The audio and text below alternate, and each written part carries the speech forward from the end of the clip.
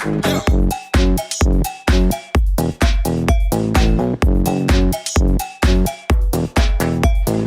guys, welcome back to the party. My name is Jessy Grossman. I am your host of the WIM podcast. I'm the founder of this amazing, incredible community. And I'm stoked to be here. Fun fact, totally recorded this episode and the sound didn't record, and only the video did. Oh my God. So I'm going to try to recreate what I said for however long I said it. That is so frustrating. Oh my God. I sat down ready to edit and no sounds. And I'm like, okay, don't worry. There's just got to have been some issue with the download. And I went and checked where we record, which is StreamYard. And yeah, no, there was no sound recorded. I have no idea what happened. So hopefully you can hear me right now, because that would be freaking insane. I'm literally checking my microphone to make sure it's not on mute. That would be insane if I did this twice. All right.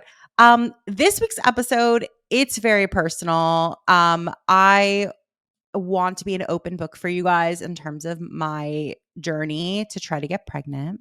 For any of you guys who are interested in, I guess, the first half of this share about my journey to becoming a mama, there's an episode from August 8th, my journey to motherhood, that you guys are more than welcome to check out. This will not be an episode about marketing. This will not be an episode about influencers. This is an episode focusing on the fact that we are a women's focused organization and that it is slightly therapeutic for me to just get this out there. If I'm being 100% with you guys. It's been a lot of ups and downs, and I feel as if I knew someone who had gone through this prior, who had shared this information and I was aware of it, that I would not feel so alone or in the dark going through this process on my own. I've thought about it. I'm like, am I oversharing? Is this private information that should be kept private? And I have that idea in my head for a hot second, but then I think more about it and I say to myself, if I could be the person in the world that I wish I had when I was starting out on this journey, then I will have done a good thing. And so that's the reason I'm sharing this with you guys, because hopefully you will never have to go down this path. But if you do, you will now be a little bit more knowledgeable and at least just know that you're not alone. I know that a ton of women, I've learned, are going through this. I thought I was a 1 in a million unlucky who just wanted to have a kid, waited till I was 36 to start trying, and was shit out of luck basically. But what I'm learning is that so many women go through this, and the part of the problem, I believe, is that no one's sure, people are talking about it now that I started digging, but not enough women are talking about it. A lot of women keep this to themselves and they're entitled to, but I don't want to be that person. I just don't want to be that person. So anyways, long way of saying I'm going to be chatting with you guys just about what I've learned. I am no way, shape, or form an expert in this. I will actually go on the record to say I feel dumb a lot of the times and so not knowledgeable when it comes to all this. So that's my perspective, that I'm just completely learning along the way. I will just be very candid with you guys as much as possible and tell you today about sort of what to expect in the beginning of going down this journey, going to a fertility clinic and what that's like. So, I do hope you enjoy this. I hope you share it if you know someone who's also going through this or thinking of going through this. That is what this is for, to help educate and to help just share my experience, to just make people, women and men, who are going through the process too, feel less alone. Enjoy this episode, guys. This show is sponsored by Women in Influencer Marketing, better known as WIM, the best online community for the creator economy. You will meet fellow influencer marketers, you'll meet brands, you'll meet talent agencies to talk shop, get hired, and even find a mentor. When you become a member, do not forget to check out all of our incredible resources. For example, we have dozens of master classes from the top voices at TikTok and YouTube, award-winning agencies, and women who are paving the way for us all. So if you want the chance to network with a who's who in influencer marketing, check out what it takes to become a member. Make more money and have fun doing it. Visit iamwim.com/join. That's iamwim.com/join today. And I so look forward to seeing you more around the community. So I am going to be going over with you guys basically how fertility treatments work, what to expect, and the process to get started. So I will preface this to say that I am only on like the IUI part of things. I haven't progressed to IVF. So if that's something that you're hoping to hear about, I can't speak to it, haven't gone through it, but I will share with you like what the process has been thus far for me, and hopefully it will help alleviate some stress for you. Okay. So first of all, you need to find a local fertility clinic. I, for months and months and months, was going to like an OBGYN and just basically thinking I needed to find a better OBGYN who would help me get pregnant. And what I found was that I was given really good, probably the best advice thus far, which is stop going to an OBGYN and start going to a specialist, which is like a fertility clinic.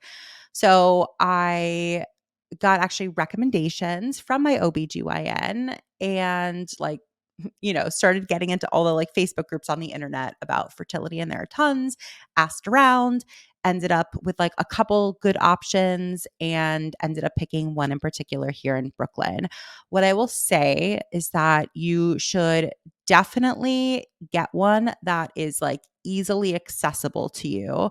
Here in New York, like sure, I'm like a short-ish, like 45-minute, let's say, train ride away from like world-class doctors in Manhattan, but you have to be at appointments like every 2 to 3 days in like the 7 and 8 o'clock hour. And I work from home. I don't work in the city. So for me, that felt like a stretch. And I decided to stick to a place that was like driving distance here in Brooklyn, easily accessible, like has parking. Of course, I want the doctors to be good and the facility to be great, but I would recommend personally making sure that it's easily accessible as one of the ways that you decide where you go. So how it works is that you and your partner go for an initial meeting to basically like introduce you guys to the complex process of treatment. You meet with like a nurse who, let's be real, is like sort of like a salesperson and is selling you on the process, but also like explaining it. Like that's her job. I don't know if she honestly don't know if she's a nurse, to be completely honest. I've never seen her again. So my impression is that like, sure, maybe she's a nurse, but like, I don't know that she's necessarily practicing. Like her job there is really to introduce you to what to expect and to get you on board. Fine, I get it. And I will say this too, like this is all a business. This is a business. Like I feel like other doctors, like, maybe like a cardiologist or an oncologist, like you sort of feel as if they are, there to like save mankind and to really do good in the world. And you almost think of them as if they're like a nonprofit, altruistic organization. Fertility treatments just don't feel like that. Like it feels like a business. And maybe this is like the most cynical part of me, and I'm just like cynical by nature. Like I remind myself of that every so often, just to sort of like pressure test, like, is this the right decision to make, or are they just trying to make more money off of me? Like none of this is cheap. I will go over this a little bit later, but my insurance is covering none of this. And I want you guys to be eyes open about everything. Okay, so you meet with this person. They meet with you guys for like an hour, basically to just go, it takes that long and could take longer to go over like the intricacies of like what step one would be, what step two would be, like what this whole thing could look like, and of course, answer questions. I went with my partner. Some women, don't have a partner and are looking to conceive in other ways. I went with my partner. So the two of us were, had the opportunity to ask questions and definitely did. And I had a few prepared. Speaking of preparation, before I even get into this any further, one thing that I have done is kept copious notes on every single phone call, every single doctor's appointment, every single experience going through this process. And it's come in handy a couple of times. I use Evernote. Like, you could use whatever note taking software you like the most. But whenever I have a call with someone, I'll write the date, I'll write who I spoke with, and I just take some notes afterwards. And it's a long process. It could be a long process, and it's very nuanced and to me complicated. I didn't know any of this stuff. So I would recommend definitely taking notes as you go through the process. Okay. So part of what they tell you is that you first have to go and take a bunch of tests. So for us, it took like a couple months to get everything done. A lot of the stuff was able to be tested at their facility. There was one test, though, that they set me out for. I'm going to forget the name of the test, but it was something where like they inject dye into your fallopian tubes to make sure that basically like whatever is in there is going to the right place. I was super nervous about this because it was it was at a hospital, and I had heard some things online that it could be uncomfortable. And you guys, I get there and I'm waiting and I'm waiting and I'm waiting. And like, it's fine. I expect to wait a little bit, but like, I was waiting for like an hour. And then I went to the front and I was like, hey, just wondering, like, do you have any idea when I would be seen? And they're like, oh, the woman before you is having a bit of an issue. So, I'm so sorry. It's just taking a little bit longer. It's like there's one doctor that does this procedure. There's one room. So like this woman's having a bit of a challenging time after hers. So like, um, you gotta wait. I sat down and almost pooped my pants. I was like, holy crap. I'm about to like go in and like, what am I going to feel? Like, am I going to have the quote hard time that this woman is having? I will skip you all of the anxiety that I had and just say it actually was not painful and not even really uncomfortable at all for me. Of course, though, everybody's experiences of course, everybody's experience is different. This other woman who was right before me apparently couldn't get up and had a really bad experience. For whatever it's worth, I didn't. So I was totally fine afterwards. I was so anxious though. Oh my God, you guys. So, okay. So you go in and you get tested, your partner gets tested. There's lots of tests to be done. A lot of them are blood tests. They're checking also genetic testing in that time. Then you have a follow-up call once you get the results of the genetic testing with the genetic counselor from like a third party company. And they sort of like tell you if you guys are at risk of passing anything down to, your potential kid. And if you are, what does that look like? What percentage of it, like what percentage likelihood is it? Stuff like that. And then you start. This is 2 months in already, and you haven't done like you've done a lot, but you haven't even met the doctor yet.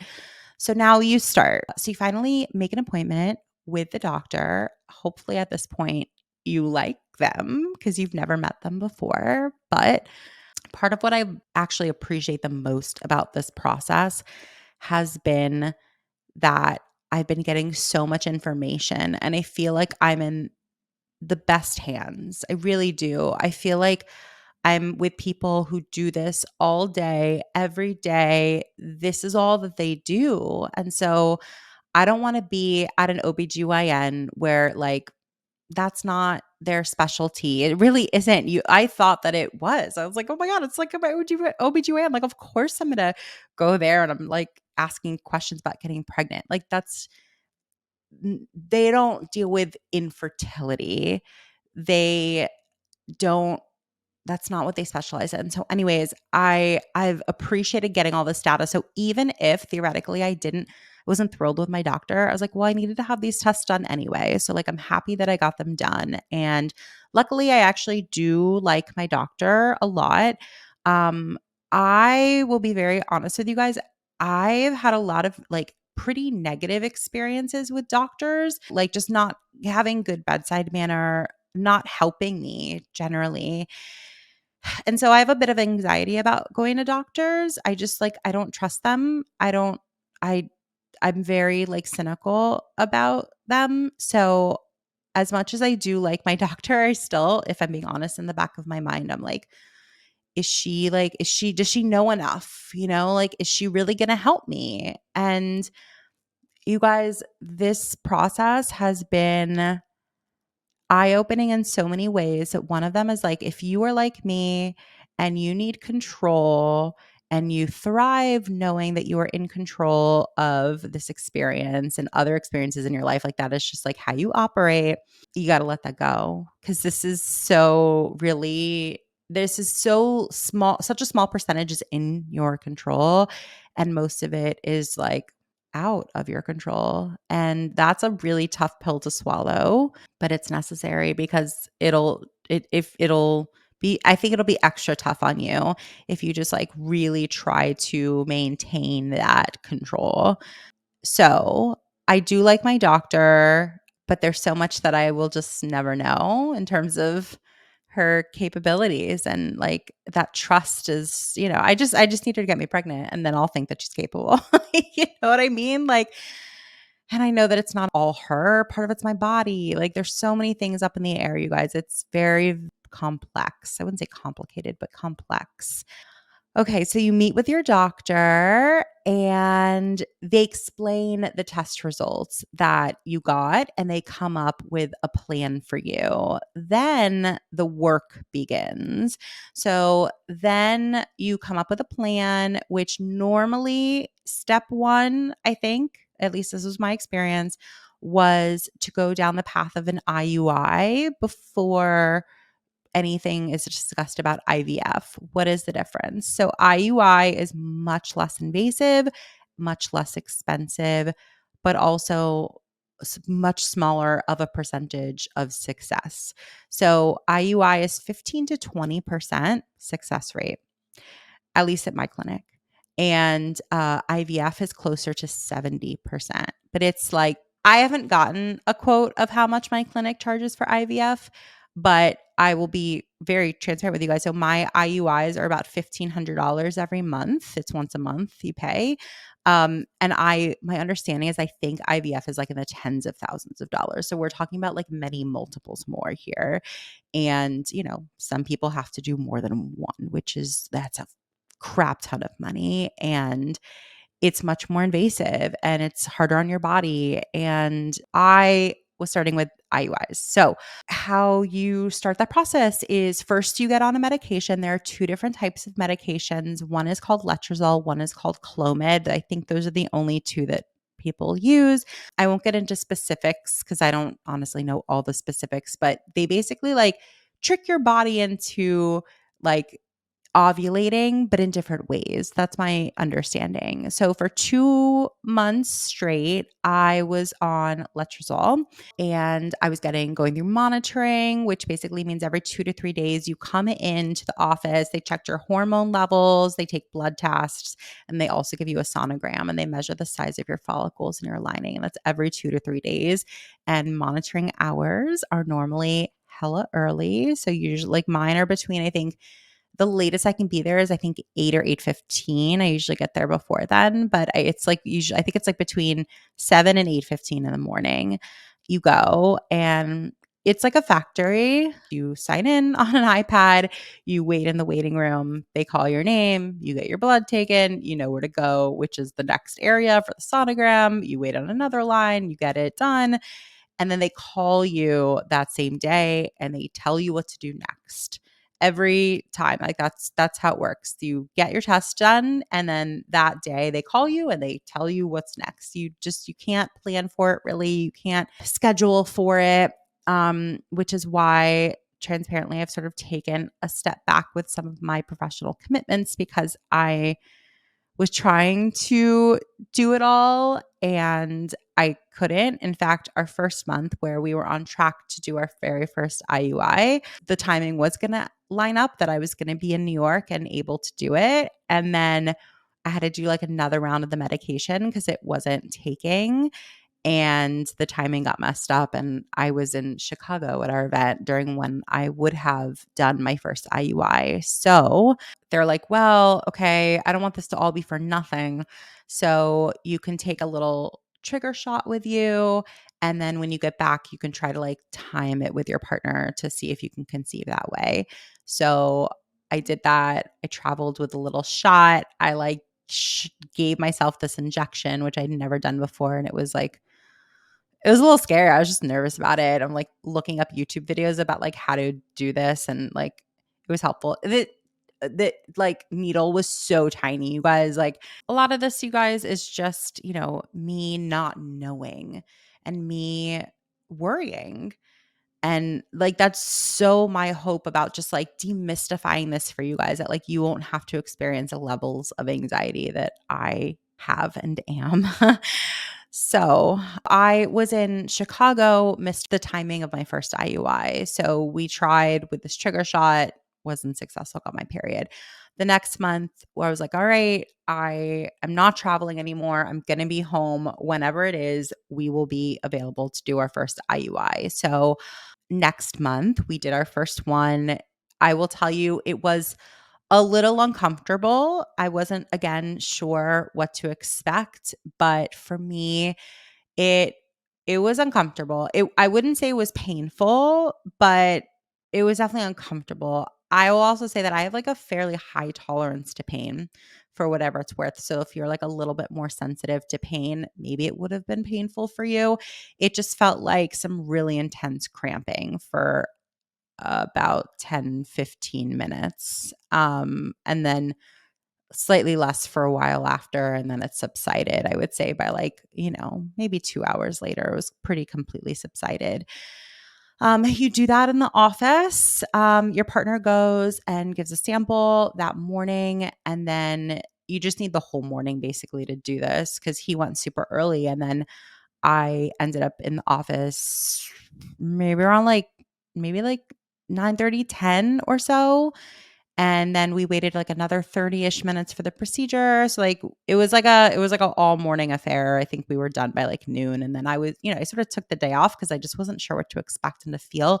I did take an ibuprofen beforehand and I still was like, I felt it. It was crampy. I wonder if I didn't take it, if it would have been more intense. So I would definitely recommend taking ibuprofen beforehand. And unfortunately, it didn't work for us. Like I mentioned earlier, it's only 15 to 20% effective. So the odds are like fairly low. But again, like the reason to do it is it's sort of like you find out a lot of information by doing all this testing. And hopefully you're part of that 15 to 20%. And hopefully you will have saved yourself the more invasive procedure, which is IVF, and the more costly procedure, which is IVF. So and a lot of people's insurances cover it. Mine does not. Mine covers none of this, not the prescriptions, not anything. I just paid like $60 for 5 tablets of my most recent medication. And we have really decent insurance. I can probably talk about this for a long time. I get really frustrated with our healthcare system. Our country is so backwards. The fact that like they overturned Roe v. Wade and like insurance is basically like, oh, you're a woman and you want to have a baby and like you can't, and you have like an actual diagnosis of infertility. Like, fuck you, you're not important enough to like have our money go towards that. P.S. That's my money that I'm paying you. And then you decide what it goes towards. It's unbelievable what our healthcare system is like. And mostly like in this instance, I'm referring to like insurance companies and how fucked it is.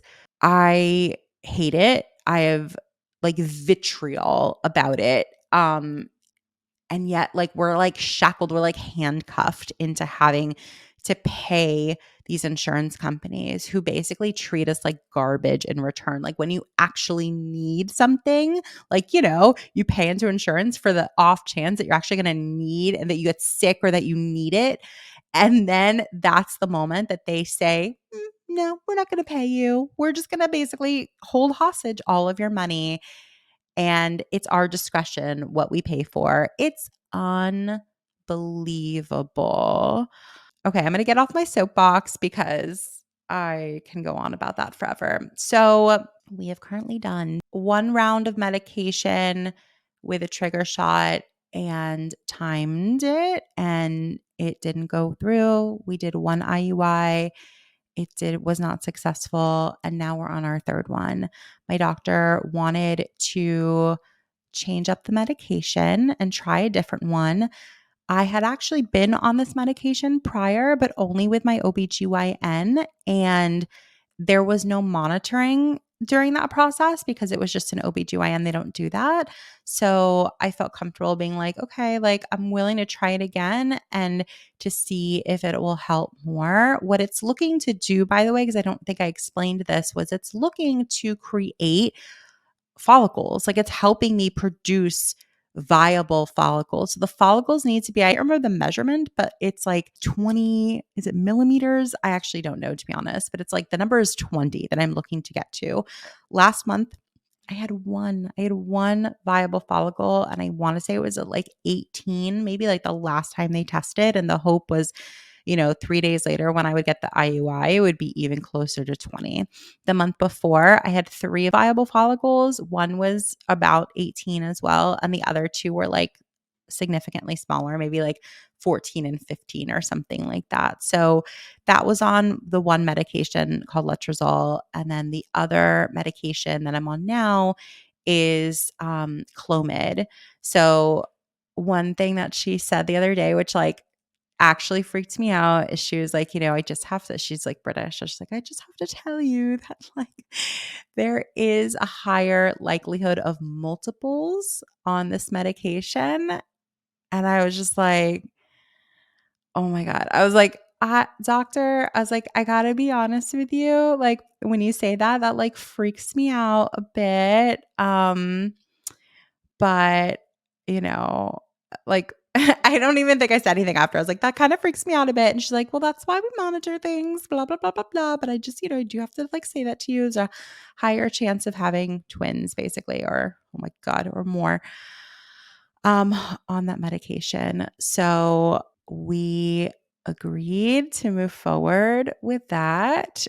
I'm very excited for one baby.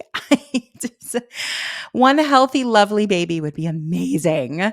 So that's the plan, is that we're on the path. So like as the day that I'm recording this, I've done 2 days of the Clomid. You take the medication for 5 days total, whether it's letrozole or Clomid, and then you go in for more testing, and they basically see if the follicles are large enough, if your lining looks good, if your hormone levels are correct and what they expect and hope to see.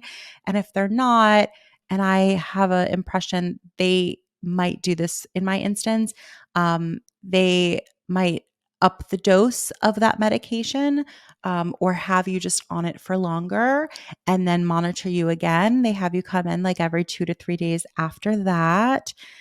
And then we're going to try another cycle of an IUI, which would be, another day of like going in and having that procedure done. Paul and I have our stepdaughter, my stepdaughter, his daughter, and I'm over the moon obsessed with her. I love her so much. She's such a good kid.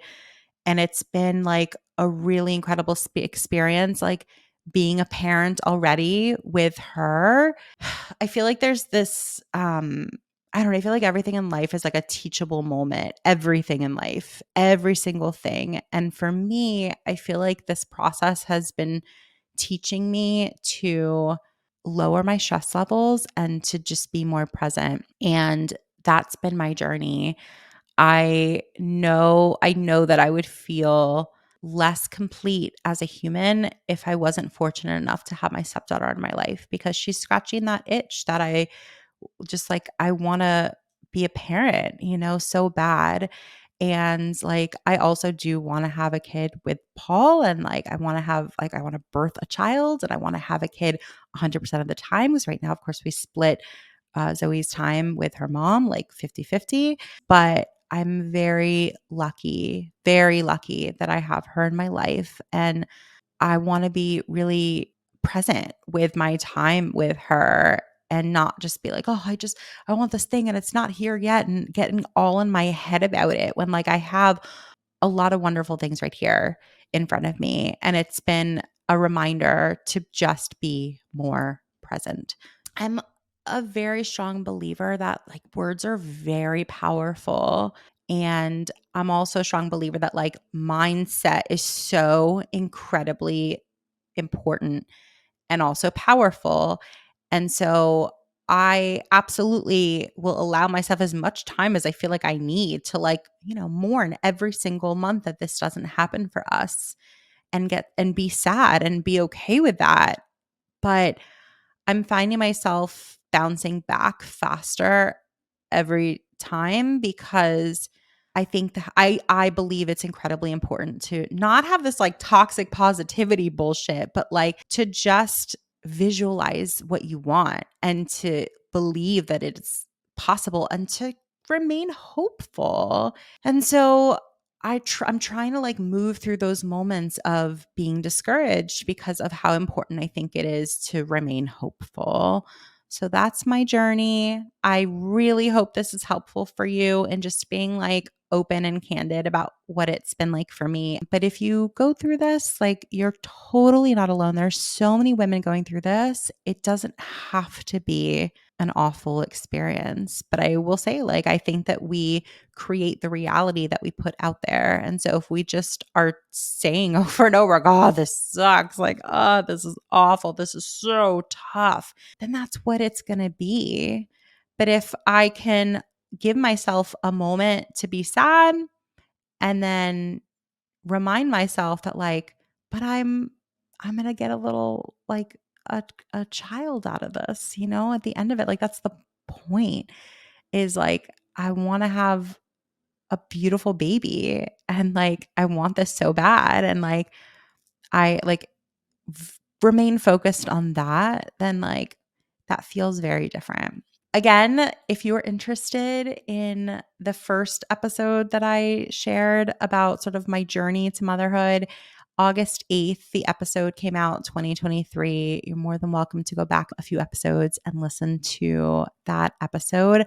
I hope that you enjoyed this. I hope it's relevant to you. And, if you know someone who's going through it, feel free to send this to them. I think it's just good that we all know about this stuff. And that's all I got today, guys. So thanks again so much for listening.